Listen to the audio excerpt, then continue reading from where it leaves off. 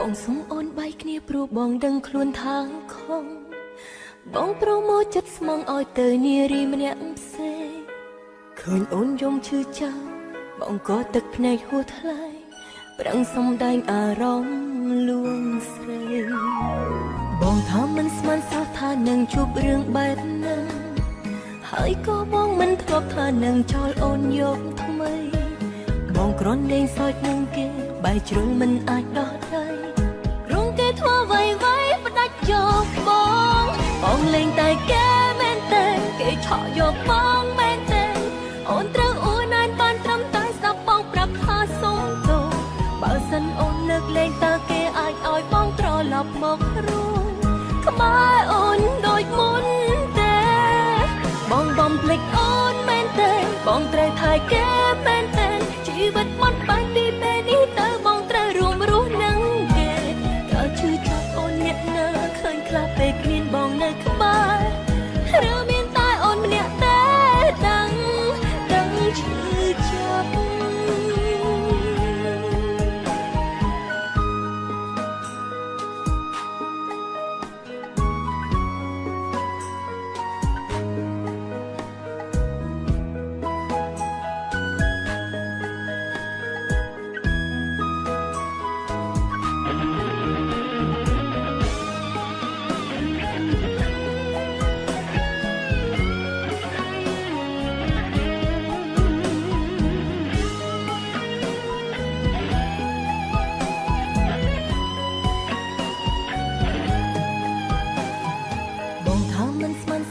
នឹងជួបរឿងបែបហ្នឹង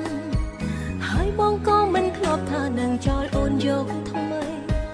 បងគ្រាន់លេងសើចនឹងគេបែរជ្រុលមិនអាចដោះដៃព្រោះគេធ្វើអ្វីផ្ដាច់យកបងលេងតែគេមែនតែគេឆក់យកបងមែនតែ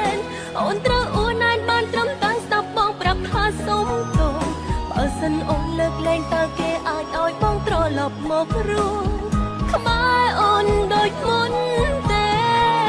បងបំភ្លេចអូនមែនទេបងត្រូវថែគេមែនទេជីវិតមិនបានពីពេលនេះតើបងត្រូវរួមរស់នឹងគេក៏ឈឺចាប់អូនអ្នកណាឃើញខ្លះពេលគ្មានបងនៅក្បែរឬមានតែអូនម្នាក់ទេដឹងឈឺចាប់បងលេងតែគេមែនទេគេឆក់យកបងមែនទេអូនត្រូវអួនណានបានត្រឹមតែស្ដាប់បងប្រាប់ថាសុំទោសបើសិនអូនលើកលែងតើគេអាចឲ្យបងត្រឡប់មករស់ក្បែរអូនដូចមុនទេ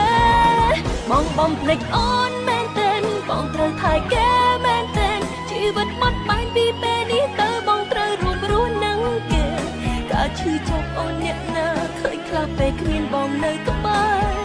រឬមានតែអូនម្នាក់ទេ